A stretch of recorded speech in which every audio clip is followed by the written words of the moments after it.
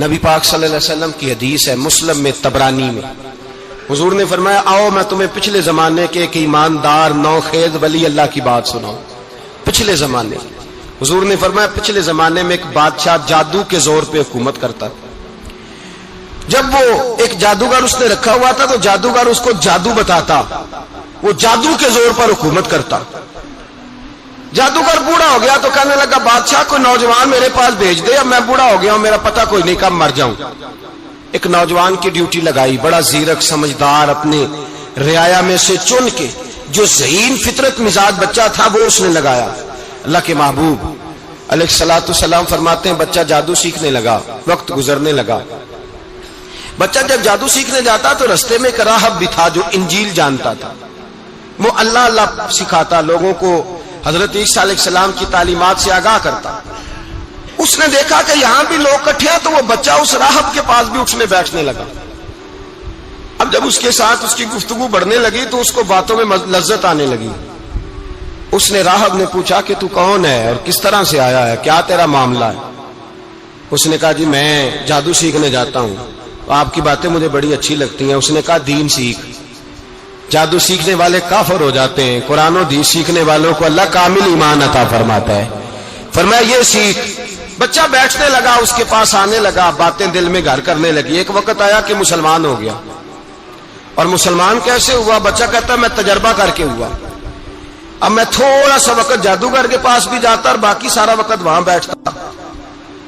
میں ایک دن جا رہا تھا تو رستے میں اژدہا تھا، بہت بڑا سانپ تھا، رستہ روک کے کھڑا تھا۔ یہ حضور نے بیان کی حدیث، نبی پاک صلی اللہ علیہ وسلم فرماتے ہیں بچہ کہتا ہے کہ رستے کے اندر سانپ ہے، رستے بند ہے، لوگ چھتوں درختوں پہ چڑھے ہیں، راش ہے۔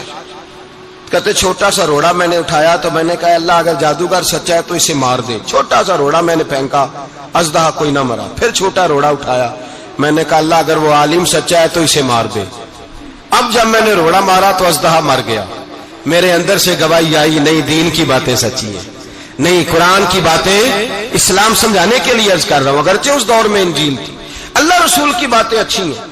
کہتے میں مسلمان ہو گیا، اب میں نے راہب کے پاس ہی رہنا شروع کر دیا، جادوگر کے پاس چھوڑ دیا۔ اس بچے نے آنا، بادشاہ پوچھتا کہاں زیادہ وقت گزارتے ہو تو وہ بات گول کر دیتا۔ وقت تیزی سے بڑھنے لگا، اللہ نے اس نوجوان میں طاقت پیدا کر دی۔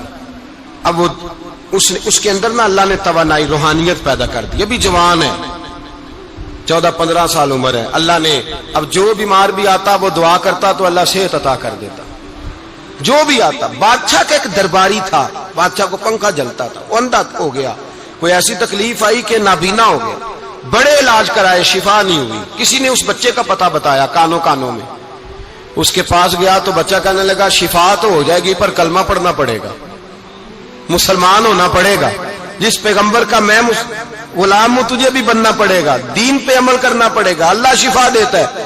اس نے کہا تو مجھے کلمہ پڑھا، مجھے شفا دے، میں تیار ہوں۔ اس نے کہا شفا تو اللہ دیتا ہے۔ اس نے اللہ تبارک و تعالیٰ کا ذکر کر کے دعا مانگی، یہ مسلم شریف میں حدیث ہے، طبرانی میں موجود ہے۔ اللہ نے اسے شفا دی، اس نے کلمہ پڑھنا شروع کر دیا۔ یہاں ایک نقطہ لکھا ہے ہمارے علماء نے، کہتے ہیں جب اللہ ولایت عطا کرتا ہے نا تو یہ سفید بالوں والے کا حصہ نہیں ہوتی۔ اگر جوانی میں کوئی آدمی توبہ کر کے تصوف کے راستے پہ چلتا ہے تو سب سے زیادہ ولایت اللہ اسے عطا فرماتا ہے، سب سے زیادہ ولایت اس کے پاس ہوتی ہے۔ ابھی اس کے بال کالے ہیں، چڑھتی جوانی ہے، دعا کی تو اللہ نے، اور حدیث پاک میں موجود ہے کوڑے آتے تو شفا یاب ہو جاتے، اندھے آتے تو شفا یاب، برس والے آتے تو اللہ سے دے۔ جوان ہے، بادشاہ کے پاس وہ واپس گیا، وہ جو آدمی جس کی آنکھیں ٹھیک ہوئی تھی۔ بادشاہ نے پوچھا کہ کیسے شفا ملی؟ تو کہنے لگا میرے رب نے شفا دی ہے۔ بادشاہ سجدے کراتا تھا، اپنے آپ کو منواتا تھا معاذ اللہ، کہنے لگا میرے علاوہ کون رب ہے؟ اس نے کہا وہی رب ہے جس نے تجھے پیدا کیا ہے، اور وہی رب ہے جس نے مجھے اندھے کو آنکھیں دی ہیں، وہی ہے میرا مالک۔ کہا اچھا تو مجھے نہیں مانتا؟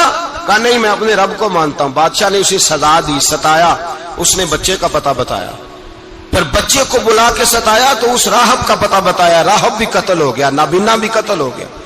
بادشاہ نے کہا سپاہیوں سے اس بچے کو لے جاؤ اور پہاڑ کی چوٹی پہ جا کے نیچے پھینکو تاکہ مر جائے.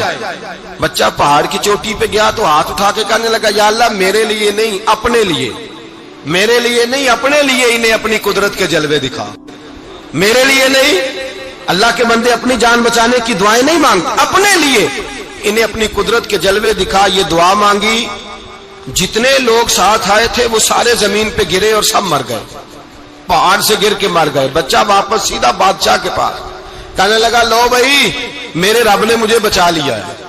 جوان کا ایمان دیکھو، میرے رب نے مجھے، بولو میرے اللہ نے مجھے ایمان کی گواہی دے رہا ہے، میں بچ گیا ہوں، تو جھوٹا ہے، میرا رب سچا ہے. اس نے کہا لے جاؤ اس کو دریا میں، کشتی میں بٹھاؤ، بیچ دریا کے جا کے دھکا دے دو.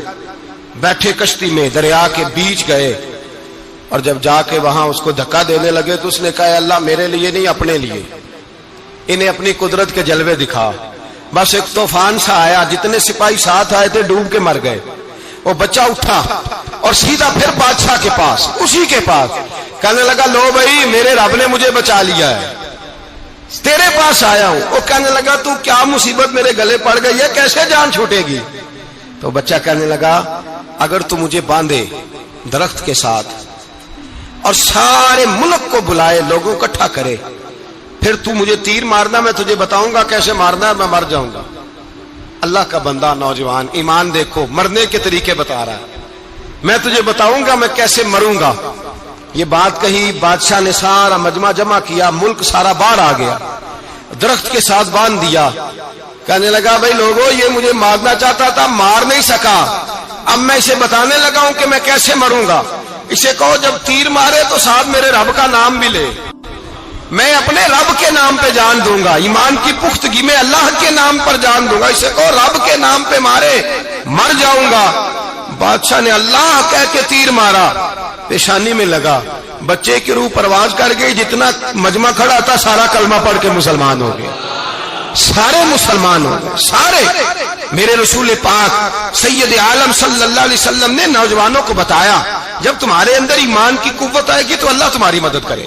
فرمایا وہ نوخیز ولی تھا، ابھی جوان رانا تھا، ابھی اس کی پیشانی پر جوانی کے آثار تھے، لیکن اس نے اللہ کو راضی کیا، رب کریم کو راضی. ولایت کا مطلب بڑھاپا نہیں، ولایت کا مطلب وہ نہیں کہ جب بڑا لمبا وقت گزر جائے تو پھر آدمی آئے کہ نہیں اب کیا کرنا ہے، اب مسجد ہی ہے، اب تو اس کے علاوہ گزارا ہی کوئی نہیں.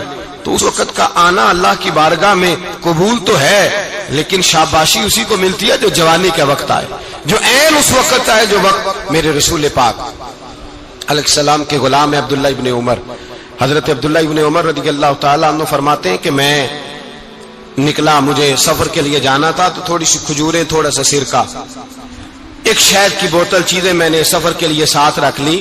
میں جب مدینے سے باہر صحرا میں نکلا نا تو رمضان نہیں تھا، غیر رمضان تھا. میں نے ایک نوجوان کو دیکھا بکریاں چرا رہا ہے، بکریاں چرا رہا ہے. اے جوان، آپ فرماتے ہیں اس کا چہرہ بڑا نورانیت والا، گرد پڑی ہوئی پر بڑا حسین. فرماتے ہیں میں نے اس کو کہا کہ آ جاؤ کھانا کھا لو، روزے بھی نہیں تھے. کہنے لگا نہیں میں نے روزہ رکھا ہوا ہے. فرماتے ہیں میں نے کہا پتہ کروں کہ نیرا نیک ہی ہے کہ پرہیزگار بھی ہے. نیک وہ ہوتا ہے جو نماز پڑھے روزہ رکھے، پرہیزگار وہ ہوتا ہے جو گناہ سے بچے، وہ پرہیزگار ہوتا ہے. کہا پتہ کروں پرہیزگار بھی ہے کہ نہیں. کہتے میں قریب گیا تو میں نے جا کے اس کو کہا بھائی تیری بکریاں بڑی پیاری ہیں، میرا دل کرتا ہے ایک بکری مجھے دے دو. کہتے وہ جوان، غربت بھی، پریشانی بھی، پر دامان توکل کی یہ خوبی ہے کہ اس پر پابند لگے ہوتے ہیں، دھبے نہیں ہوتے. غربت ہے. کہا جناب ایک بکری دے دو. آنے لگا جناب بکریاں میری نہیں، بکریوں کا مالک کوئی اور ہے. کہتے میں نے آزمانے کے لیے کہا کہ بکریوں کے مالک کو کہنا ایک بکری بھیڑیا لے گیا ہے، کہہ دینا بھیڑیا لے گیا ہے. تو کہتے اس نے میری طرف دیکھا، گرد سے اس کے بال اٹے ہوئے، آنکھوں میں روشنی، چہرے پہ اطمینان، لب و لہجے میں ایمان کی طاقت. نوجوان کہنے لگا حضور بکریوں کے مالک کو تو کہہ دوں گا بھیڑیا لے گیا ہے، جب عرش کا مالک پوچھے گا تو کیا جواب دوں گا، اللہ کو کیا جواب دوں گا. کہتے ہیں میں کانپنے لگا اس کی بات سن کے. واپس آیا، جو کام نکلا تھا وہ چھوڑا، واپس لوٹ آیا. میں نے پتا کیا کس کا غلام ہے، پتا چلا فلاں آدمی کا ہے. کہتے میں نے پہلے غلام خریدا، پھر پتا کیا تیرے پاس بکریاں کتنی ہیں، اس نے کہا 400. کہتے میں نے مالک سے ساری بکریاں خریدی، پھر غلام کو بلایا. پھر وہ بکریاں تحفے میں دی، تحفے میں کہنے لگا حضور یہ سارا کچھ مجھے کیسے ملا؟ میں نے کہا تیرا ایمان بڑا پختہ تھا تو میرے رب نے تجھے انعام عطا فرمایا۔